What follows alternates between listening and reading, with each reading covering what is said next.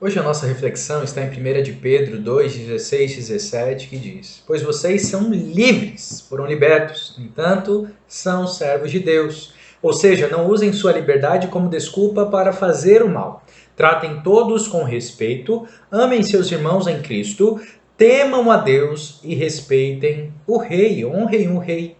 Em Cristo Jesus somos livres, somos servos livres, nós não somos mais escravos do pecado. Ele já não tem mais domínio, já não tem mais poder sobre nós. No entanto, a verdadeira liberdade promove o bem ao próximo e a glória e o louvor de Deus. Quanto mais servimos a Deus e ao próximo, mais livres nos tornamos de nós mesmos, das nossas vontades e paixões pecaminosas. A submissão cristã não equivale à escravidão e nem à fraqueza, como as pessoas do mundo acham, pensam que é. Significa liberdade e força. Transformar liberdade em libertinagem é pecado. Nós não podemos usar deliberadamente a liberdade. Porque a verdadeira liberdade é liberdade para fazer o bem, para amar, cuidar do próximo e obedecer a Deus. É liberdade do pecado e liberdade da malícia. Você tem agora uma liberdade de não mais fazer o mal, mas agora de fazer o bem, o que é correto.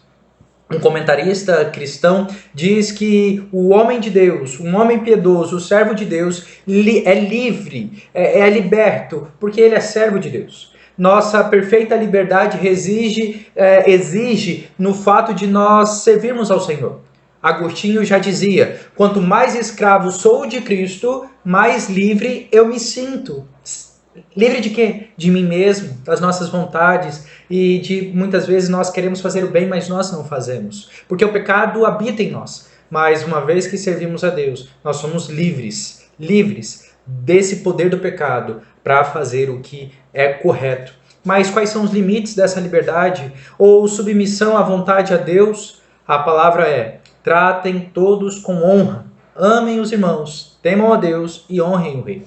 Ou seja, somos chamados a tratar todos com honra. O cristão deve tratar a todos com devido respeito, independente de sua posição na sociedade. Todo ser é digno de respeito por ser criatura feita à imagem e semelhança de Deus. Segundo, eu e você precisamos amar os nossos irmãos em Cristo.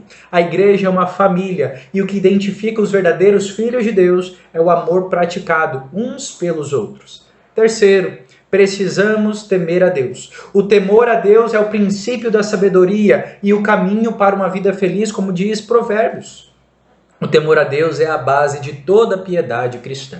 Só é piedoso ou piedosa quem teme ao Senhor de fato e de verdade. E por fim, quarto, honre o rei, honrai o rei. O rei deve ser honrado de tal modo que o amor pelos irmãos e o temor a Deus não sejam violados. Até que ponto precisamos honrar e obedecer? Até o ponto que vai conforme a palavra de Deus. Se for contrário à palavra de Deus, nós desobedecemos.